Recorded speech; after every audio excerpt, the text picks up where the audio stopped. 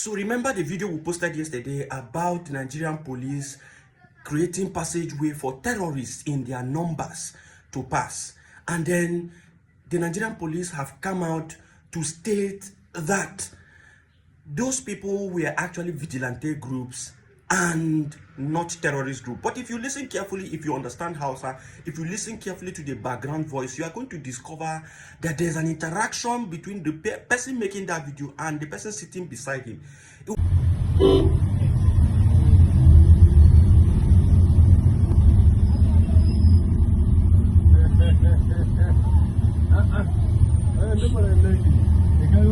Kai me yasa kake haka ne Aminu? Kai wannan ma me yasa kake haka ne Aminu?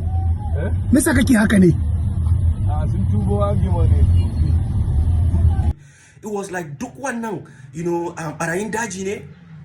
Like all these people, they are criminals in the bush. That he's referring to them as the terrorists. And then the person who was making the video was now saying, why are you making this kind of utterances? Why we are making this video? Do you understand it? So the video has already confirmed that these persons were actually those terrorists. Now, people were asking, Nigerian police, if you claim that these people are vigilante groups, when did vigilante groups start carrying assault rifles?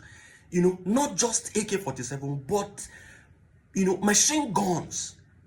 And that machine gun is either an FN rifle, FN mag, what you're seeing here is an FN mag, or an M240 machine gun. So for context sake, for you to understand why people were asking those questions, because a lot of persons may not understand the reason why people were asking those questions.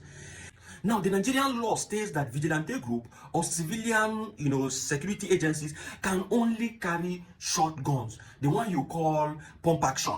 All those shotguns, those are the kind of guns that, you know, vigilante groups can carry. And if they must carry AK-47, they must do that with the supervision of the Nigerian police or the Nigerian military. And once they are done with that particular assignment they are going for, they return those guns and revert back to their pump action. Now, how is it possible that these people were not even given an AK-47, but they were given general purpose machine gun? For your understanding of the differences between these guns, a pump action, the kill range of a pump action, the range at which it can shoot, a trained person can shoot and, you know, accurately get you, is 20 to 50 meters for a shotgun. The kill range of an AK-47 is about 300 to 400 meters. But the kill range of a general purpose machine gun, that machine gun you are seeing these terrorists carrying, is 800 to 1,800 meters. In fact, for your better understanding, when you see military trucks, that gun that is kept on top of military trucks that used to hover around, it is what? It is the general purpose machine gun, either an FN mag or an M240 machine gun. Those are the guns you see stationed on top military trucks. Or you see a military barracks and you see that high tower that is always stationed at the military, you know, barracks. The guns that are used at that high tower is these machine guns because their key range is very far. So when they sight you as an enemy from far, they can stay there and begin to target you. So you can hardly come close to their barracks.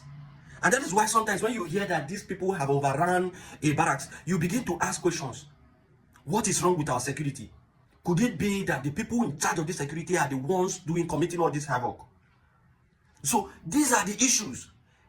The vigilante groups cannot have access to this kind of, you know, heavy, you know, military stride guns. So how is it possible that these people will come and lie to the Nigerian people and be happy lying to the Nigerian people in this manner? It is unbelievable that people can stay and begin to concoct this kind of lies. Tell me why I should trust the government officials. Tell me why I should trust politicians. Tell me why I should trust this current system. It's not even about Tinubu, but it is about the politicians and the system available. It has so made governors immune to anybody trying to sue them for any wrongdoings. It has made presidents immune to anybody trying to sue them. It has made these government functionalities immune. And then you discover a situation where individuals are, you know, more powerful than the systems of government put in place.